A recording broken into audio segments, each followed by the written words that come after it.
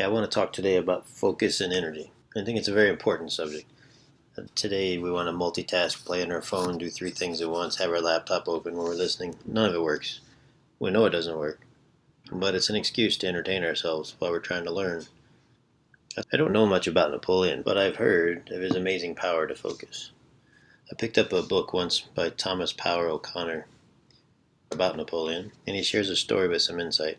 The best description of how Napoleon takes care of his affairs, he said they're stowed away in my brains as in a chest of drawers. When I want to take up a special business, I shut one drawer, open another. None of them ever get mixed. I envy his ability to compartmentalize. I believe we are best when we can be all in. When I'm at work, I like to be all in at work. If I'm on vacation, I'm on vacation.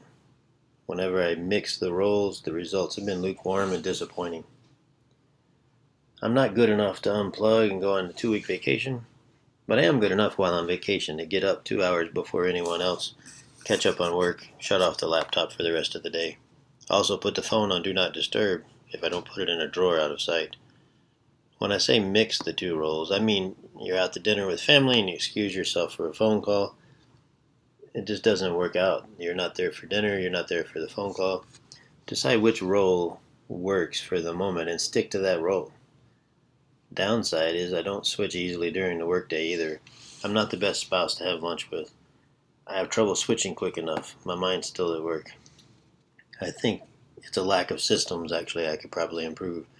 I've learned to leave voice recordings on my phone or tap out a short note so I can get back to the moment. If I can get it off my mind, I can focus again on what's at hand. I don't think that's perfect, but it works for me. I know a lot of people have talked about focus and mindfulness. Daniel Goleman even wrote a book by the title. As a side note, I started the book and got distracted, never finished. Like I said, I'm a work in progress. I want to combine focus, though, with energy. I don't think energy is talked about enough. The energy level gives you the quality to your focus. Imagine driving half asleep. How much of us work too late, show up the next morning groggy, and hoping coffee can revive us? You aren't going to drive very well. That's why I don't recommend large lunches, and I do recommend a good night's sleep and a little exercise each day. It's not complicated advice. You need to plan for energy. We talk too much about managing time. It's true we shouldn't ignore where we spend our time, but it's too much concern about the schedule. It's much more important if we talk about when we spend our time. What our energy levels are, what we're focused on at the time. You must have goals. Nothing gets done if it's not planned. Nobody gets to the bottom of Mount Everest and says, oh, geez, look, I think I'll walk up that today. Football teams don't show up on Saturday for college games and say, who are we playing and what do you think we should do? Let's just go figure it out. You don't practice during the game.